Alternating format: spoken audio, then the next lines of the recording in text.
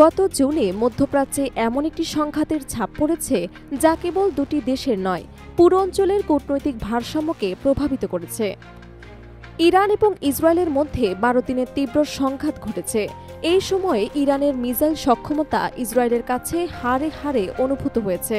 Tehran থেকে ছোড়া ক্ষেপণাস্ত্রগুলো ইসরায়েলের অজয় আকাশ প্রতিরক্ষা ব্যবস্থাকে কার্যত দমিয়ে রেখেছে।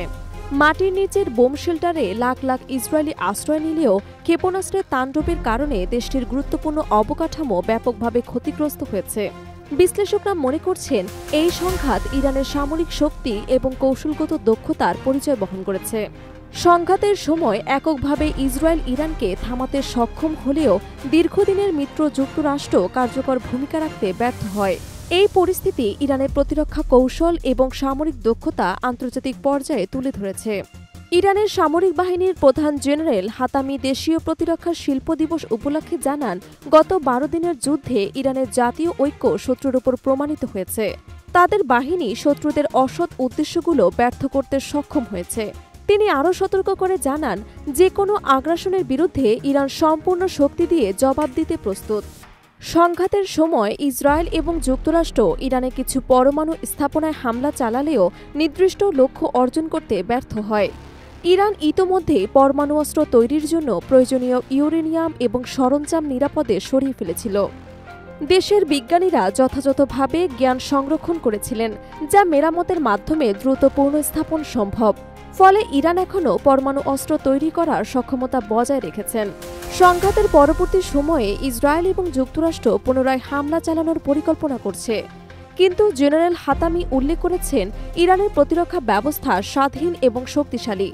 তারা বিদেশি অনুমতির অপেক্ষায় নয়, বরং নিজেদের সম্পূর্ণ সক্ষমতা দিয়ে জাতীয় নিরাপত্তা রক্ষা করতে প্রস্তুত। ইরান দীর্ঘ কয়েক দশকের নিষেধাজ্ঞার মধ্যেও দেশীয় বিজ্ঞানীদের ওপর নির্ভর করে আধুনিক প্রতিরক্ষা ব্যবস্থা তৈরি করেছে। বিশেষ করে দ্রুতগতির এবং অত্যাধুনিক মিসাইল উৎপাদনে দেশটির বিজ্ঞানীরা অসামান্য সাফল্য অর্জন করেছেন। এই ধরনের অস্ত্র এবং প্রযুক্তি ইরানকে আঞ্চলিক এবং আন্তর্জাতিক স্তরে শক্তিশালী অবস্থানে রেখেছেন। বিশেষজ্ঞরা মনে করছেন, ইরানের সামরিক দক্ষতা এবং স্বয়ংসম্পূর্ণ প্রতিরক্ষা কৌশল মধ্যপ্রাচ্যের ক্ষমতার ভারসাম্য রক্ষায় গুরুত্বপূর্ণ। জেনারেল হাতামি বলেছেন, দেশের সামরিক শক্তি কেবল প্রতিরক্ষা নয়, শত্রুদের জন্য একটি শক্তিশালী সতর্কবার্তা। সংঘাত থেকে শিক্ষণীয় বিষয় হল, ইরানের মিসাইল এবং পরমাণু সক্ষমতা এখন শক্তিশালী কূটনৈতিক এবং সামরিক শক্তি হিসেবে বিবেচিত হচ্ছে। দেশটি এই দক্ষতা দিয়ে যে কোনো আক্রমণের বিরুদ্ধে প্রতিরোধ গড়ে তুলতে সক্ষম এবং ভবিষ্যতেও দেশীয় বিজ্ঞান এবং প্রযুক্তিতে গুরুত্ব অব্যাহত রাখবে। এই সংঘাত কেবল সামরিক মহড়া নয়, এটি আন্তর্জাতিক নিরাপত্তা, কূটনৈতিক সম্পর্ক এবং আন্তর্জাতিক প্রক্রিয়ার প্রেক্ষাপটে একটি বড় বার্তা বহন করছে।